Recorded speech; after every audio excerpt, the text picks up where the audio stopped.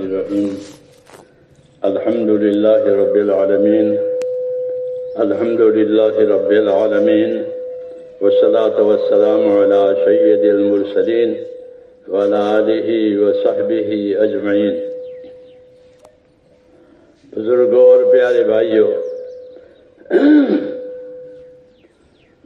اللہ تعالیٰ نے ہم کو اپنی دنیا سے آخرت بنانے کی دعوت دی ہے کہ اپنی دنیا سے آخرت بناؤ۔ جس طرح کھیتی والا اپنی زمین سے فصل لیتا ہے، کبھی ایک فصل لے گا، کبھی دو فصل لے گا، تو جس طرح زمیندار اپنی زمین سے فصل لیتا ہے، اپنی دنیا سے آخرت اسی طرح بنایا کرو۔ یہ دعوت دی ہے اپنے بندوں کو، اور حکم دیا ہے کہ وابتغِ فیما آتاک اللہ الدار الآخرہ ولا تنس نصیبک من الدنیا واحسن کما احسن اللہ الیک۔ یہ پوری دعوت ہے کہ تجھ کو اللہ نے جو دنیا ملی ہے تیری اللہ کی طرف سے، اس سے اپنی آخرت بنا لے، آخرت کو خرید لے، اور اپنا حصہ مت بھول جا۔ ہاں، دنیا میں تو ہر آدمی اپنے حصے کا طلبگار ہوتا ہے کہ ہمارا حق ہے، ہمارا حصہ ہے۔ ہاں، اس کی لڑائیاں ہوتی ہے اپنے حق کی، اپنے حصے کی، اور آخرت کے بارے میں فکر ہی نہیں ہے۔ جی ہاں، کہ وہاں میرا کیا حصہ ہوگا۔ تو اس لیے اللہ نے دعوت دی ہے کہ تو اپنا حصہ اپنی آخرت کے لیے مت بھول جا۔ ہاں، تو اس لیے یہ دعوت ہے کہ دنیا سے آخرت بناؤ۔ سمجھدار آدمی وہ ہے کہ جو دنیا سے آخرت بناوے۔ الکیس من دان نفسہ وعمل لما بعد الموت۔ باہوش آدمی وہ ہے جو اپنی ذات پر قابو کرے۔ باہوش آدمی وہ ہے کہ جو اپنی ذات پر قابو کرے، یعنی حکموں کے خلاف کام نہ کرے، اپنے اوپر قابو کرے۔ جس طرح جانوروں پر قابو کرتے ہیں، مشینوں پر قابو کرتے ہیں، اپنے اوپر قابو کرو۔ جی ہاں، آدمی سب پر قابو کرتا ہے، مشینوں پر قابو کرتا ہے، جی ہاں، جانوروں پر قابو کرتا ہے، جی ہاں، تاکہ وہ کام میں استعمال ہو۔ تو ایسے ہی کہا کہ سمجھدار آدمی وہ ہے جو اپنے اوپر قابو کرے۔ اپنے اوپر قابو کرنے کا کیا مطلب ہے؟ کہ جو حکم ہے اللہ تعالیٰ کے وہ پورے کرے، اور جن حکموں میں منع آیا ہے اس میں دخل نہ دے، اس سے اپنے آپ کو بچاوے۔ جن کاموں کا حکم دیا ہے اس میں اپنی کامیابی کا یقین کر کے عمل کرے کہ اسی سے مجھے کامیابی مل ہوگی جس کا مجھے حکم ملا ہے۔ ہاں، اور جن کاموں سے مجھ کو منع کیا ہے تو میری کامیابی اس سے بچنے میں ہے، اس میں پھنسنے میں نہیں ہے، کیونکہ اس میں پھنس گیا تو گیا۔ اس لیے کہا کہ اپنی ذات پر قابو کرے، وہی سمجھدار ہے۔ اور اس قابو کرنے کا نتیجہ کیا ہے؟ کہ موت کے بعد کام آنے والے عمل آج کرے۔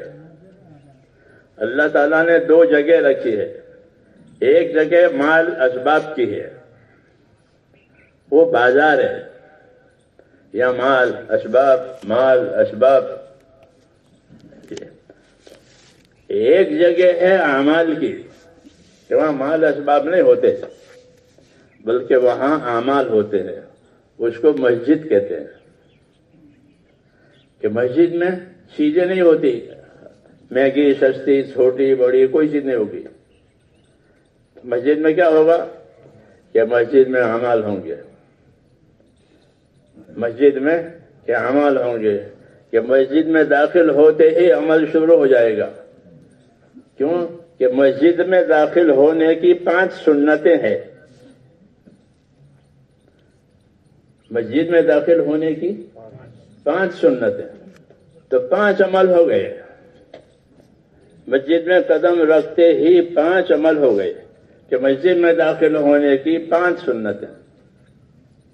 یہ مثال ہے یہ کہ مسجد کی زندگی عمل سکھانے کے لیے، بازار کی زندگی اپنا گزارا کرنے کے لیے. یہ 2 زندگیاں ہیں. یہ بازار کی زندگی گزارا کرنے کے لیے کہ اپنا گزارا کرو، روزی کماؤ. جی ہاں، کسی کے سامنے ہاتھ مت پھیلاؤ، بھیک مانگنا منع ہے وغیرہ. تو وہ گزارا کی جگہ ہے. اور مسجد عمل کی جگہ ہے. یہاں داخل ہوتے ہی عمل شروع ہو جائے گا کہ مسجد میں داخل ہونے کی 5 سنتیں. دوسری بات کہ خود دنیا کو اللہ تعالیٰ نے دارالعمل بنایا ہے. کہ دنیا ہر آدمی کی دارالعمل ہے، یعنی اس کے عمل کرنے کی جگہ ہے. کہ یہاں عمل ہی ہوں گے.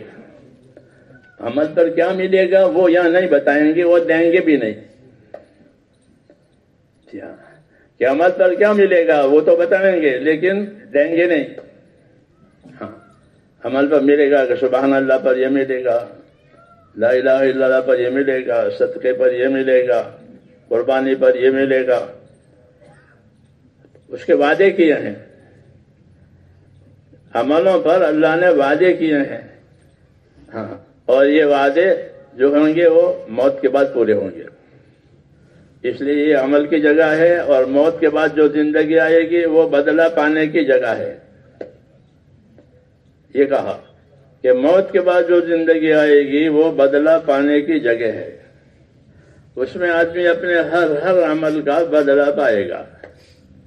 وَإِنْ كَانَ مِثْقَالَ حَبَّةٍ مِّنْ خَرْدَلٍ، ایک رائے کے دانے کے برابر بھی کسی کی کوئی خیر ہوگی تو اللہ لائے گا.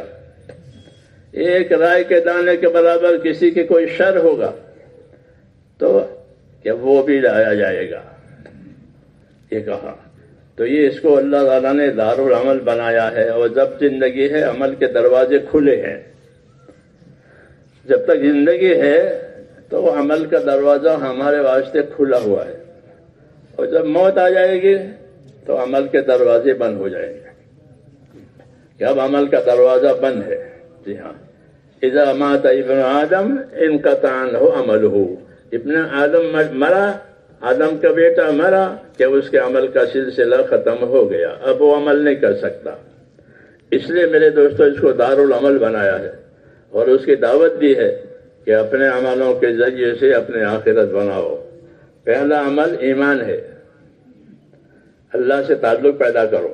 ایمان کا معنی یہ ہے کہ اللہ سے عبادت کا تعلق ہے. ہمارے رشتہ داری نہ یہ خدا کے کسی ہے، بلکہ ہر بندے، ہر جن، ہر انس، ان کا تعلق اللہ سے عبادت کا ہے. کہ میں نے جناتوں کو انسانوں سے پہلے، پھر جناتوں کے بعد انسانوں کو میں نے اپنے عبادت کے لیے پیدا کیا. تو ہماری زندگی کی اصلی غرض بتائی کہ ان کو زندگیاں عبادت کے لیے دی ہے. ہاں، اور روزی کی ذمہ داری اللہ نے لی ہے. روزی کی ذمہ داری کہ روزی ہم دیں گے. تو روزی اللہ دیتا ہے. آسمان سے پانی برستا ہے، وہی روزی ہے. اگر آسمان سے پانی برسنا بند ہو جاوے تو زمین کے مخلوق مر جاوے.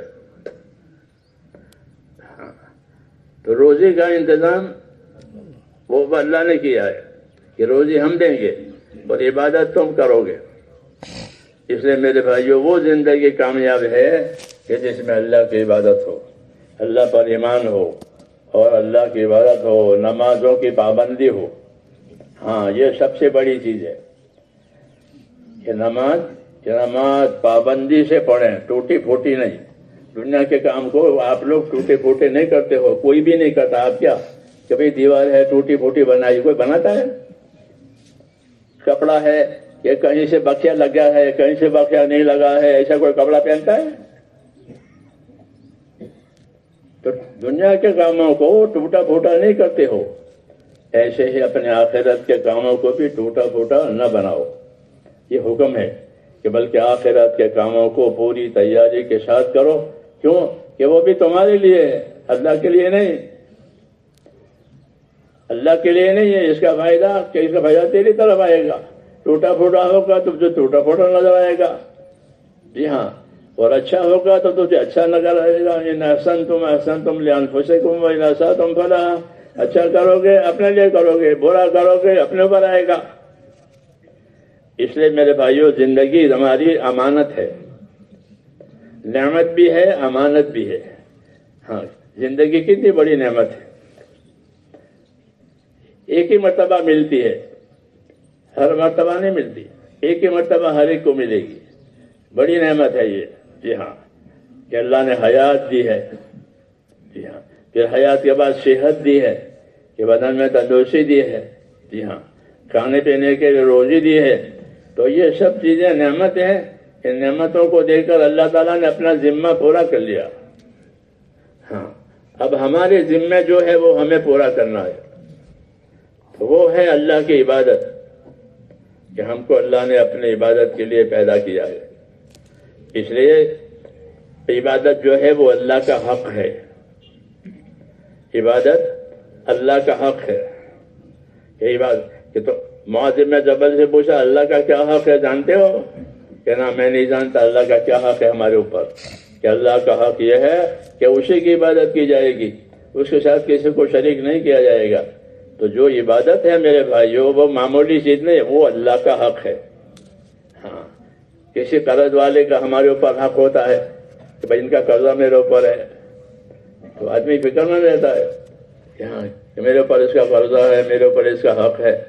تو ہم پر اللہ تعالیٰ کا حق ہے، اور وہ حق عبادت کا ہے. اس کو کبھی نہیں بھولنا چاہیے. اس لیے اپنی زندگی دینی بنانی ہے، کہ جب دینی زندگی ہوگی تو حق کی فکر ہوگی اور حق کا خیال بھی آئے گا. اور زندگی میں دین نہیں ہوگا تو جانوروں کی زندگی ہو جائے گی. جی ہاں، اس لیے اپنے آپ کو میرے دوستوں دیندار بنانا یہ سب سے بڑی ذمہ داری ہے، کہ اپنے آپ کو دیندار بناؤ، اور دیندار بنا کر اپنے آپ کو، اپنے اہل و عیال کو دوزخ سے بچاؤ. یہ حکم ہے کہ یا ایھا الذین آمنوا قوا انفسکم واہلیکم نارا. اے ایمان والو، اپنے آپ کو، اپنے اہل و عیال کو دوزخ سے بچاؤ. کہ دوزخ سے کیسے بچائیں گے؟ دوزخ دیکھی نہیں ہے. کوئی چیز دیکھے ہو تو بچا لینا، کہ بھائی دیکھو تو دیکھی نہیں ہے تو کیسے بچائیں گے؟ تو حضرت علی فرماتے تھے کہ دوزخ سے بچنے کا مطلب یہ ہے کہ دین سیکھو.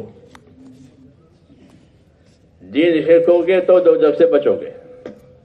دین کھویا ہے تو پھر آدمی کے لیے مصیبت ہے. اللہ حفاظت فرمائے. اس لیے میرے دوستو ہم کو یہ دعوت ہے کہ اپنی زندگی کو ایسی بناؤ جیسے آخرت بنے. سمجھدار وہی ہے، کیونکہ آخرت سے واپس نہیں آنا ہے، وہاں ہمیشہ رہنا ہے. اس لیے اپنی زندگی آخرت اپنی زندگی سے آخرت بنانا، اس کا طریقہ یہی ہے کہ ہماری زندگی عبادت والی بنے، ہماری زندگی حضور صلی اللہ علیہ وسلم کی سنتوں والی بنے. جی، ہماری زندگی دوسروں کے ساتھ انصاف احسان کی بنے. جی ہاں، تو یہ ہوگا تو آخرت بنے گی. اسی کی یہ دعوت ہے. اس لیے اللہ نیت کریں کہ انشاءاللہ ہماری جو بھی زندگی آگے باقی ہے وہ انشاءاللہ اللہ کے حکموں کے مطابق گزاریں گے، اور ایسی زندگی گزاریں گے کہ ہمارے اوپر اللہ کا کوئی حق باقی نہ رہے، کوئی نماز ہمارے اوپر باقی نہ رہے. ہاں، ایسی موت آوے کہ کوئی نماز ہمارے اوپر باقی نہیں ہے، جو چھوٹی تھی وہ بھی پڑھ لی. ہاں، صاحب ترتیب، جو لوگ دین کی لوگوں کو دعوت دیتے ہیں وہ صاحب ترتیب ہونے چاہیے، کہ ان کے ذمہ کوئی نماز باقی نہیں ہونی چاہیے. ہاں جی ہاں، یہ ضروری ہے. ویسے ہر مسلمان پر یہ حق ہے کہ اپنی ذمہ کوئی نمازیں باقی رکھ کر نہ مرے. جو چھوٹی ہے اس کو ادا کر کے مرے، اور جو زندگی میں نئی نئی نمازیں آئیں اس کو اپنے وقت پر ادا کرے، کیونکہ وہ بہترین عمل ہے. اپنے وقت پر نماز ادا کرنا بہترین عمل ہے. تو جو اللہ وقت ہے نماز ادا کرنے کا تو وہ بہترین عمل کرے، اور جو چھوٹی ہیں انہیں پوری کرے. اسی طرح زکوٰۃ کا بھی یہ حکم ہے، زکوٰۃ کا بھی یہی حکم ہے. ہاں، لوگ زکوٰۃ کی طرف سے بہت بے فکر ہے، کیونکہ وہ زکوٰۃ کو غریب کی ضرورت جانتے ہیں، اپنی ضرورت نہیں جانتے. اس لیے زکوٰۃ کا حساب ہوتا نہیں ہے. ہاں، زکوٰۃ کا حساب ہمارے ہاں آج کل مالدار زکوٰۃ کا حساب پورا نہیں دیتے کہ کتنی چیزوں پر زکوٰۃ واجب ہے. ہاں، علماء سے پوچھنا چاہیے، وکیلوں سے پوچھنا جاتے ہیں، انکم ٹیکس، سیل ٹیکس، یہ جھگڑوں میں نہ پڑے اس لیے وکیلوں کے پاس جائیں گے جی ہاں، بلڈروں کے پاس جائیں گے گھر بنانا ہے تو جس طرح بلڈروں کے پاس جاتے ہیں، وکیلوں کے پاس جاتے ہیں، علماء سے پوچھو کہ مال میں کتنی زکوٰۃ ہے، کون سے مال میں زکوٰۃ ہے، عورتوں پر بھی زکوٰۃ ہے، مردوں پر بھی زکوٰۃ ہے. وہ زکوٰۃ پوری ہو نہیں رہی ہے، اس لیے مالوں پر مصیبتیں آتی ہے، برکت نہیں ہوتی بلکہ مالوں پر مصیبتیں آتی ہے. جی ہاں، بیماریوں میں، دوسری پریشانیوں میں مال چلا جاتا ہے. جی ہاں، کیوں کہ وہ مال حق پر نہیں لگتا. مال کو امانت سمجھنا ہے، اور یہ حقوق ادا کرنے کے لیے پیدا کیا ہے. مال کو مالدار بننے کے لیے نہیں پیدا کیا، بلکہ مال کو حقوق ادا کرنے کے لیے پیدا کیا ہے کہ اس مال میں کیا کیا حقوق ہیں. جی ہاں، تم اپنا حق بھی رکھو، دوسروں کا حق بھی رکھو. جی ہاں، تو مال کو حقوق ادا کرنے کے لیے پیدا کیا ہے. اس لیے دین سمجھنا ضروری ہے، تب تو سمجھے گا کہ اس مال میں میرے ذمہ حقوق ہے. نہیں تو وہ مال جو دوسروں کا ہے وہ خود ہی کھا جائے گا. غریبوں کا تھا وہ بھی کھا گیا، زکوٰۃ دی نہیں، وہ مال کھا گئے شادیوں میں، اس میں اس میں. تو اللہ تعالیٰ کے ہاں تو ذرے کا حساب ہے. اس لیے میرے بھائیوں، اسلام کی بنیاد 5 چیزوں پر ہے. کلمہ یعنی ایمان یقین صحیح ہو، نمازیں صحیح ہو، زکاتیں پوری ہو، روزے ہو، اور اللہ توفیق دے تو حج بھی کرے. یہ پورا دین ہے. اس لیے اپنے آپ کو اپنے دین کا پابند کرے، اور جب مرے تو دینداری کے ساتھ مرے. ہاں، پھر کوئی بات ہی نہیں ہے کہ دینداری کے ساتھ اللہ نے موت دے دی، ایمان کے ساتھ موت دے دی. یہ اصل ہے کہ خاتمہ دین پر اور ایمان پر ہو جائے. توفنی مسلما والحقنی بالصالحین. یوسف علیہ السلام حسن خاتمہ کی دعا مانگ رہے، تو ہم بھی دعا مانگے اللہ تعالیٰ سے کہ اللہ ایمان پر خاتمہ کرے. اللہ مجھے اور آپ کو توفیق دے. سبحانک اللہم و بحمدک، اشہد ان لا الہ الا انت.